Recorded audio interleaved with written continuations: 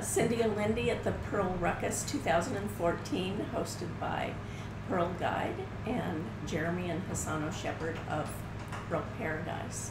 And I am very fortunate to have an exquisite designer here, Sarah, come from Kojima Pearl. Thank you very much for joining having me. me. Yeah, it's always a pleasure. How long have you been designing?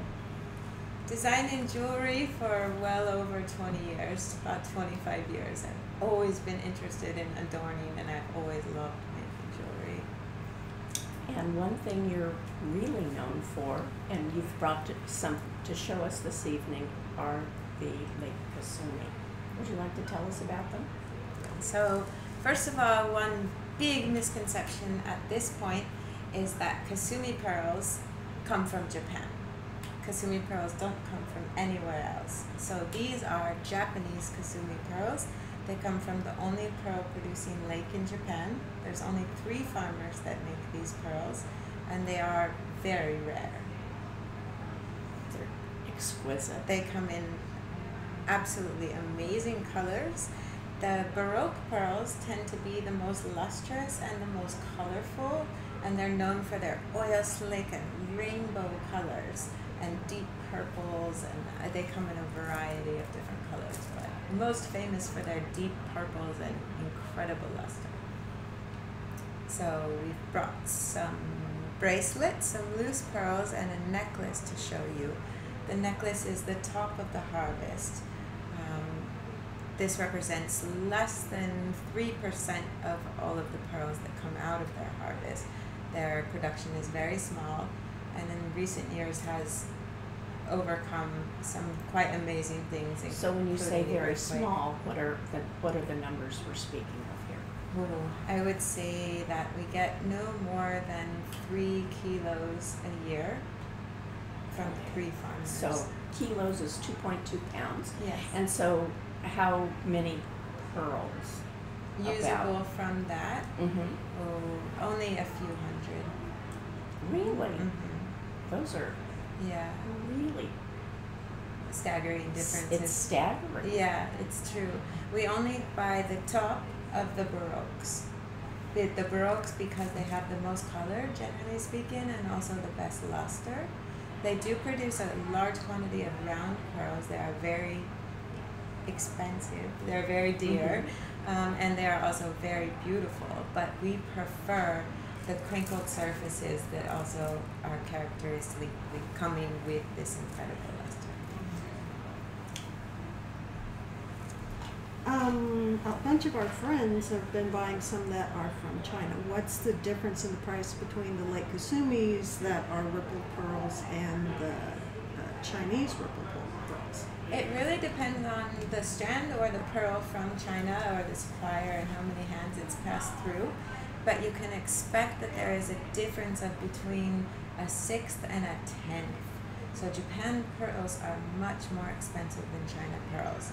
And that is due to the fact that there are 3 people making this. This is a boutique pearl. This is a rare pearl like Komoko pearls. This is a rare pearl like Sea of Cortez. This is not something that's farmed all over China. This is a very small production.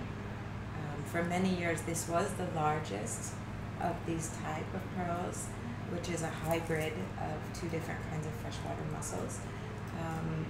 And now China has much surpassed them in size, and the quality is also very nice, and not always quite as nice as the strands that we pick overall, but you can pick your own strand from China and get something just as beautiful. So you travel there frequently. Is Lake Kasumi a clean lake? It is, yes. And they were devastated by pollution, as Lake Biwa was. And they traveled the world, these 2 farmers especially, traveled the world to find a mollusk that they could hybrid, that they could maybe use in their lake again. It took them a good 15 years before they could get their lake water back up to a standard that would allow mollusks to flourish in there. They also hybrid an animal, and they've been going strong ever since. They have, of course, surpassed many terrible obstacles. They weren't too far away from the earthquake. They lost a lot of mollusks to this. They lost 40% of one farm overnight. and That was many other very incredible scary. difficulties. We Yeah. were all really worried about them. Yeah, tell me about it. It was very awful. scary. It was terrible. Yeah, for everyone in Japan. So do you get a lot of people calling you, since it seems that you are like the premier United States vendor for these pearls? Are they the most requested thing that you sell? I wouldn't say they're the most requested thing that we sell, but they're definitely something that brings us a lot of notoriety in the pearl market. We've been doing business with them for, at this point, 15 years, maybe a little bit longer, and that went from buying 1 or 2 pearls to buying kilos and kilos, and eventually buying their entire baroque harvest every year. Mm-hmm. So we definitely have a reputation for selling these. We're not their only buyer, of course. They sell a lot of pearls to Europe and within Japan. But mostly people are more interested in round pearls. But luckily we prefer the baroques. These are so beautiful. They're beautiful. Now, every time I see you, you have on the most exquisite pearls and jewelry. So tell me about what you have on this evening. Tonight's a bit of a hodgepodge. I have a wire wrap necklace with Tahitian pearls in the center and then Chinese rosebuds here. So these have a very unusual texture. Explain rosebud. A rosebud is a very unusual pearl. In Japan they call them strawberries, and they have these fantastic dimples on them, and it's not for everyone, but I like that they have a texture to them, and especially in contrast to the smooth and darker colors of the Tahitian. Oh, yeah, look at that. It's fun. Yeah, look at all the gold. Yeah.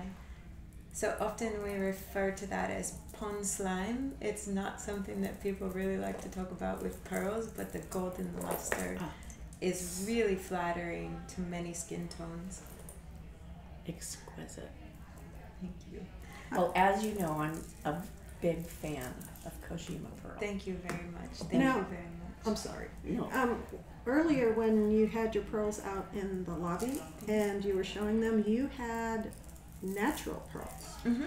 Well, can you tell us about the natural pearls that you carry? I don't sell a lot of natural pearls. I only buy them when I find them at a reasonable price. I do sell natural pearls from Mexico. I do sell conch pearls, and I do sell sometimes quahog pearls and abalone pearls, of course. Mm-hmm. And so most of the time I buy them directly from divers or from fishermen that have found them. Unfortunately, there's a great extreme difference between what people think their natural pearl is worth when they find it from their clan they've just eaten and what it's actually worth on the market. So I buy them when I find them for a reasonable price and when I can verify their authenticity, of course. So is there, you said you had some from Mexico, is there like a central hub where you know that these fishermen are likely to be congregated, so how do you get a hold of them? Generally they get a hold of me. Oh, okay. Actually, because we're in the pearl business for so long, so one thing leads to another and you meet this guy and you meet this guy. And from Mexico, I'm basically buying from one guy who actually collects natural pearls from many different fishermen. And those are wild found. They're not devastating environments. I'm really careful about that.